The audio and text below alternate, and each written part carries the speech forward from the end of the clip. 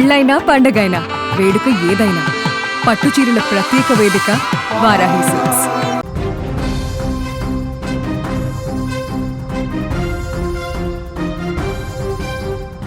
ప్రాణానికి ప్రాణం, రక్తానికి రక్తం. పశ్చిమాసియాలో యుద్ధ మేఘాలు కమ్ముకున్న వేళ ఇరాన్ నుంచి ఒక అత్యంత భయంకరమైన ప్రకటన వెలువడింది.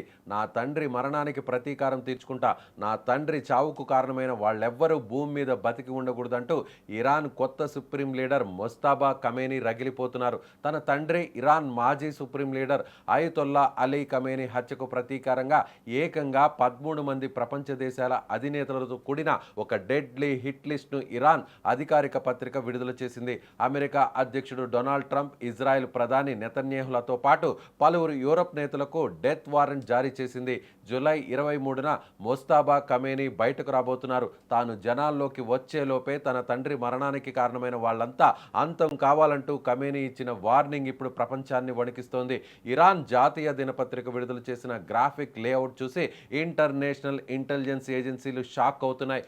ఈ హిట్ లిస్ట్లో మొదటి ఇద్దరు టార్గెట్స్ అమెరికా అధ్యక్షుడు డొనాల్డ్ ట్రంప్, ఇజ్రాయెల్ ప్రధాని బెంజమిన్ నెతన్యాహు.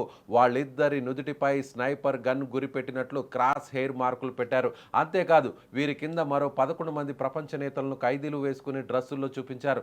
ఇందులో బ్రిటన్ ప్రధానమంత్రి Keir Starmer, France president Emmanuel Macron, Italy ప్రధాని జార్జియా మెలోనీలతో పాటు అమెరికా రక్షణ మంత్రి, విదేశాంగ మంత్రుల పేర్లు కూడా ఉన్నాయి. అంటే అమెరికా, ఇజ్రాయెల్ను మాత్రమే కాదు, వాళ్లకు సపోర్ట్ చేసిన ఐరోపా దేశాలను కూడా ఇరాన్ తన శత్రువుల జాబితాలోకి చేర్చేసింది. గత ఫిబ్రవరి 28న అమెరికా, ఇజ్రాయెల్ జరిపిన ఉమ్మడి వైమానిక దాడుల్లో Iran supreme leader Ayatollah Ali Khamenei హతమయ్యారు.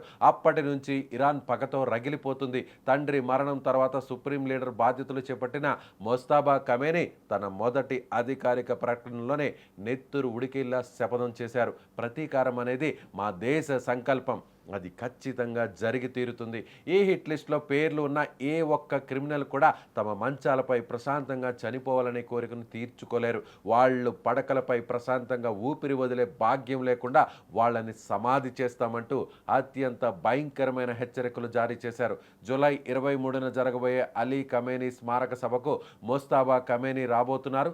తాను బహిరంగంగా ప్రజల ముందుకు వచ్చేలోపే శత్రువుల అంతం మొదలవ్వాలని ఆయన ఆర్డర్ వేసినట్టు తెలుస్తుంది. ఇక ఈ హిట్ లిస్ట్లో బయటకు రావడానికి ముందే అమెరికా ఇంటెలిజెన్స్ ఏజెన్సీలకు ఇరాన్ కుట్రలపై పక్కా సమాచారం అందింది. డొనాల్డ్ ట్రంప్ను టార్గెట్ చేస్తూ ఇరాన్ స్కెచ్ వేస్తుందన్న అమెరికా మీడియా కూడా కోడై కోసింది. ఇజ్రాయెల్ నిఘా సంస్థ మొసాద్ సైతం వాషింగ్టన్కు నిర్దిష్టమైన ఇన్ఫర్మేషన్ ఇచ్చింది.